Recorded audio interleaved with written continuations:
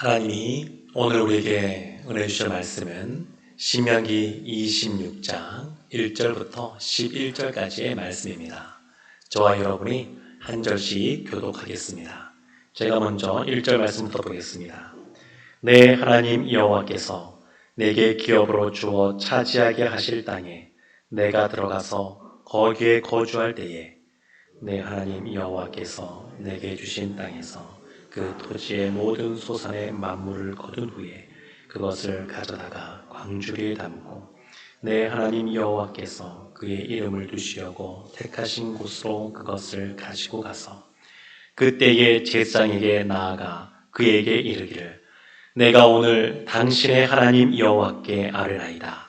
내가 여호와께서 우리에게 주시겠다고 우리 조상들에게 맹세하신 땅에 이르렀나이다 할 것이요 제사장은 내 손에서 그 광주리를 받아서 내 하나님 여호와의 제단 앞에 놓을 것이며 너는 또 내 하나님 여호와 앞에 아뢰기를 내 조상은 방랑하는 아람 사람으로서 애굽에 내려가 거기서 소수로 거류하였더니 거기에서 크고 강하고 번성한 민족이 되었는데 애굽 사람이 우리를 학대하며 우리를 괴롭히며 우리에게 중노동을 시키므로 우리가 우리 조상의 하나님 여호와께 부르짖었더니 여호와께서 우리 음성을 들으시고 우리의 고통과 신고와 압제를 보시고 여호와께서 강한 손과 편팔과 큰 위엄과 이적과 기사로 우리를 애굽에서 인도하여 내시고 이곳으로 인도하사 이 땅 곧 젖과 꿀이 흐르는 땅을 주셨나이다.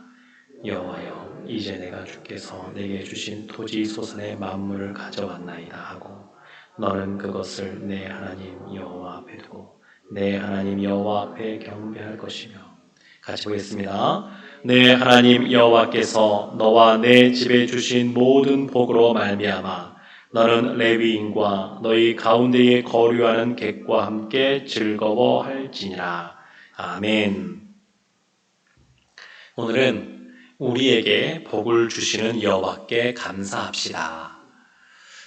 우리에게 복을 주시는 여호와께 감사합시다 라는 제목으로 이렇게 말씀을 나누겠습니다. 신명기 우리가 지금 보고 있는 이 말씀들 쭉 이 앞에부터 보게 되면 신명기 소위 법전이라고 하는 그러한 내용들이 쭉 나오고 우리가 오늘 보는 이 26장이 그 마지막 내용이고 그 뒤에 27장, 28장 하게 되면 신명기에서 가장 유명하다고 하는 그러한 복과 저주에 대한 이야기가 이제 기록이 되어져 있습니다. 근데 오늘 본문의 말씀은 애굽에서 나온 이스라엘이 이제 가나안 땅에 들어가게 되면 이제 거기서 소출을 얻게 될 텐데 그 중에 첫 번째 소출, 첫 소산, 토지에서 나는 첫 만물을 그거를 가지고 하나님께 드려라 이런 이야기가 기록이 되어져 있습니다. 근데 이 말씀을 보게 되면 1절에 우리가 눈여겨봐야 될 것이 이것입니다. 제가 한번 읽어보겠습니다. 내 하나님 여호와께서 내게 기업으로 주어 차지하게 하실 땅에 내가 들어가서 거기에 거주할 때에 아직 그 땅을 차지하지 않았습니다. 이 언제냐면 너희들이 이제 가나안 땅에 들어가서 그 땅을 정복하고 그 땅에 정착하여서 농사를 짓고 그리고 소출을 거두게 될 그때에 이렇게 하라는 겁니다. 근데 우리가 기록을 더듬어 보게 되면 모세 때에 12명의 정탐꾼을 보냈습니다. 각 지파별로. 그들을 가나안 땅으로 정탐을 보냈더니 돌아와서 10명의 사람들이 우리는 그들에 비하면 메뚜기와 같다고. 그들은 너무 강대하고 여러 가지 무기들도 있고 우리는 거기에 비하면 도저히 이렇게 대적이 되지 않는다고. 이런 이야기들을 했었습니다. 그런데 이게 눈으로 보이는 현실입니다. 실제 전력의 차이입니다.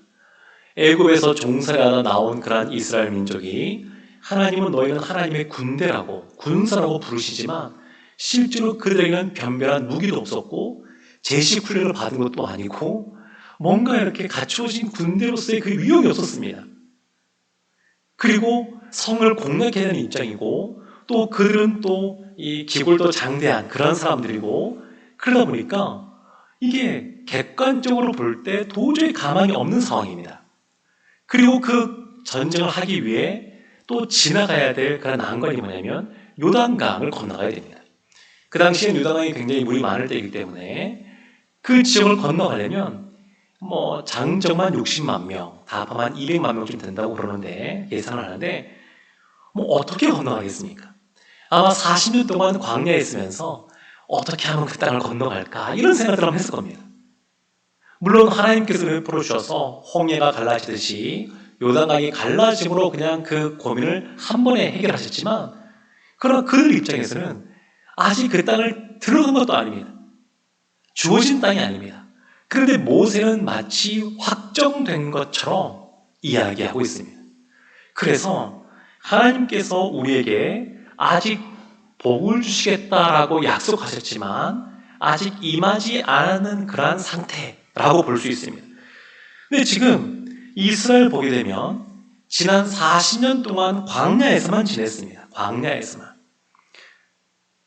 농사도 짓지 않을 뿐만 아니라 날마다 하나님이 만나를 주시지 않으면 살아갈 수 없는, 날마다 그 다음날 먹을 것이 내렸을까 생각할 수밖에 없는 그러한 시기를 보냈습니다. 1년치 이렇게 주면 좋겠는데, 적어도 한 달치 주면 좋겠는데 그것도 아니고 날마다 하나님이 주셔야지만 먹고 살아갈 수 있는 그러한 세월을 40년을 보냈습니다. 지금 이 말씀을 들을 때가 그러한 상황입니다. 우리 삶 속에서도 광야 같은 시기를 보낼 때가 있습니다. 아무리 애쓰고 수고하고 뭔가를 해도 그냥 하루 벌어서 하루 먹고 살아갈 수밖에 없는, 날마다 하나님의 은혜를 구할 수밖에 없는, 예수님께서 주기도문 하시면서 너에게 기도할 때에 오늘도 일용할 양식을 주옵시고 이렇게 기도하라고 가르쳤습니다. 날마다 우리에게 은혜가 필요합니다. 날마다. 근데 지금 그러한 광야와 같은 세월을 40년, 그 전에 애굽에서 430년 이 시간을 보낸 상태에서 자신의 땅이라고는 가져보지 못했고 농사를 지어본 적도 없는 상태에서 지금 모세가 확정적으로 이야기하고 있습니다. 하나님께서는 반드시 너에게 복을 주실 것이다. 너희에게 하나님께서 약속하신 것을 이루게 하실 것이다 라고 말씀하고 있습니다. 근데 재밌는 게 뭐냐면, 재밌는 건 아니고 안타까운 건 뭐냐면, 이렇게 하나님이 주실 복에 대해서 확정적으로 이야기했던 모세는 정작 그 약속의 땅에 못 들어갔습니다. 그리고 본인은 그 첫 열매의 소출을 얻지를 못했습니다.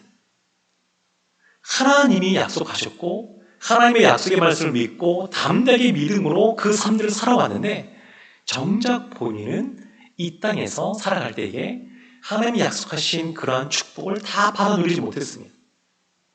그러나 우리가 아는 것을 보게 되면 그 다음 세대는 그와 같은 것을 누린 것을 볼 수가 있고, 이스라엘 역사에서 이 광야 40년의 세월 동안, 그리고 여호수아가 중심이 되어서 요단강을 건너가서 전쟁할 때 그렇게 믿음의 군사로 살아갔던 이스라엘 모습을 보지를 못합니다. 이 광야의 시간이 헛된 것이 아닙니다.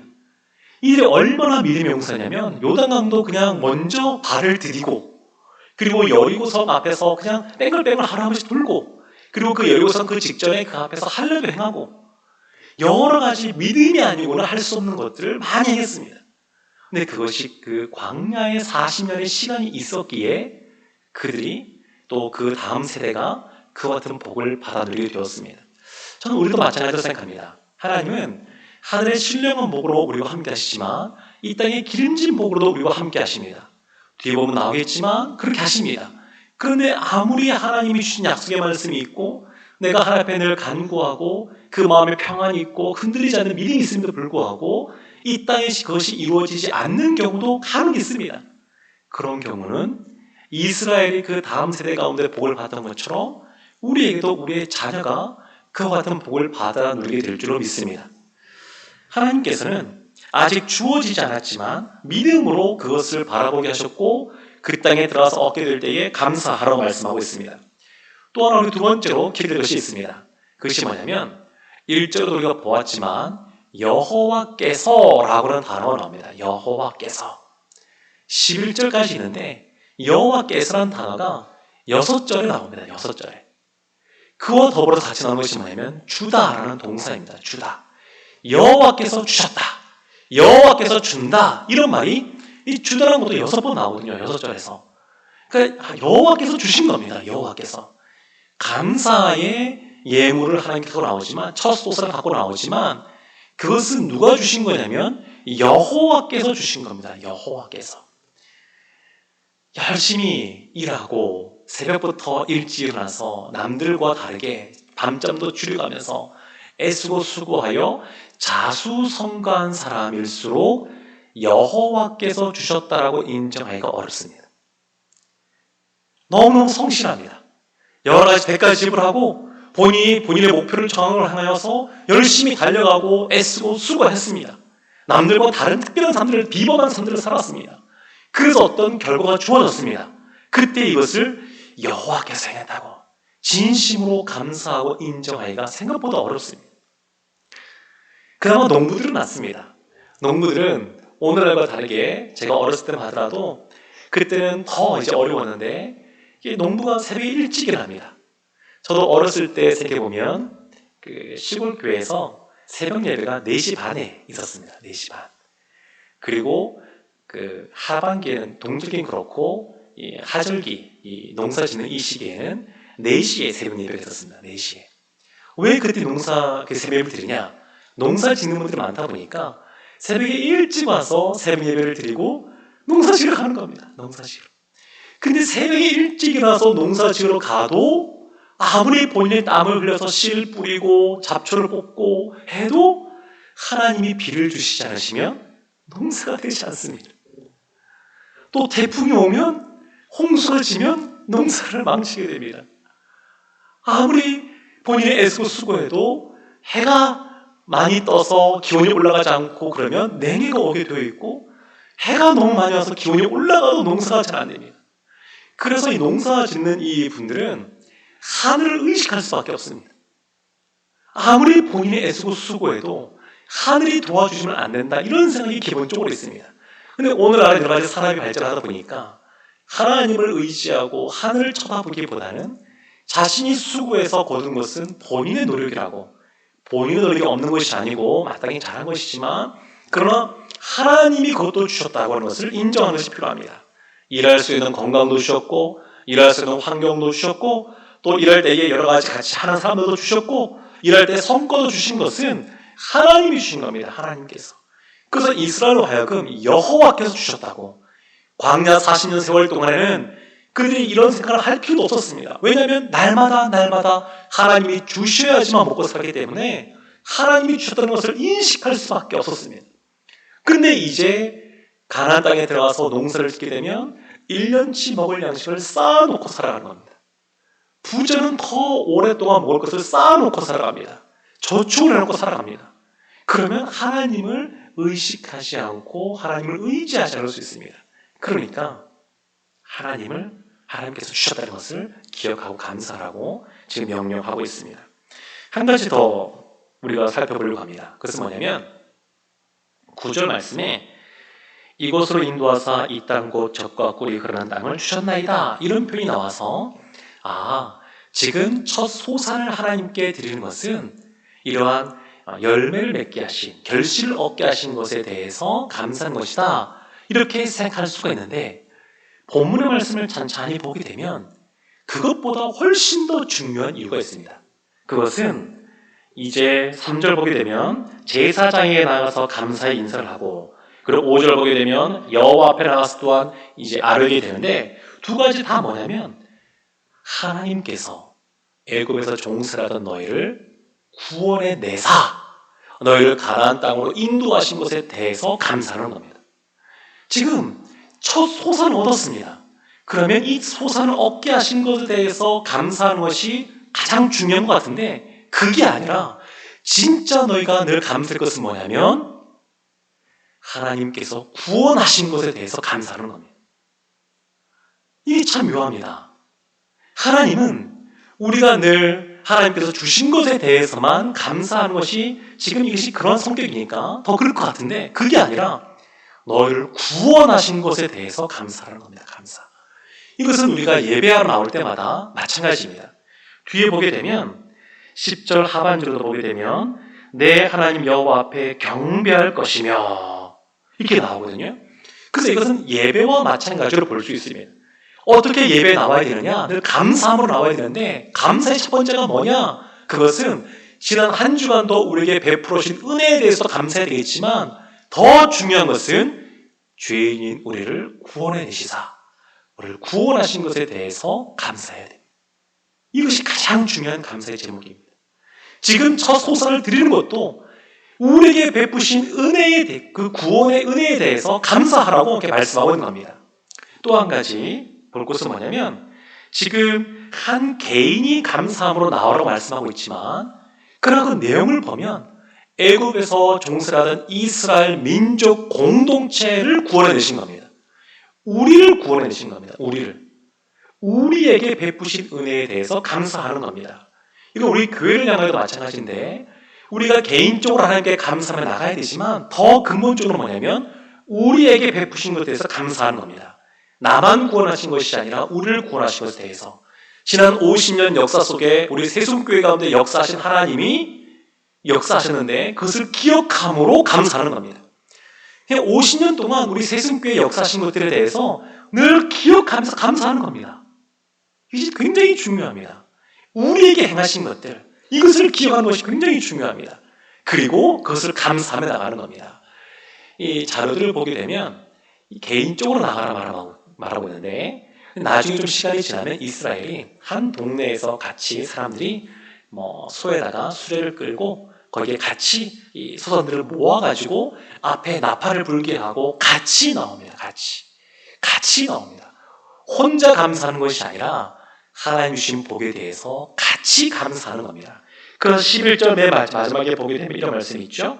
너는 레위인과 너희 가운데 거류하는 객과 함께 즐거워할지니라. 받은 복을 함께 나누고 받은 은혜에 대해서 같이 모여서 감사하고 함께 나아가는 겁니다. 사랑하는 성도 여러분, 우리에게 복을 주시는 나에게 복을 주실 뿐만 아니라 우리에게 복을 주시는 그 하나님, 우리에게 소산을 뿐만 아니라 구원하신 그 하나님께 늘 감사하면서 나아가는 예배자들 되시기를 주님의 이름으로 축원합니다. 기도하겠습니다.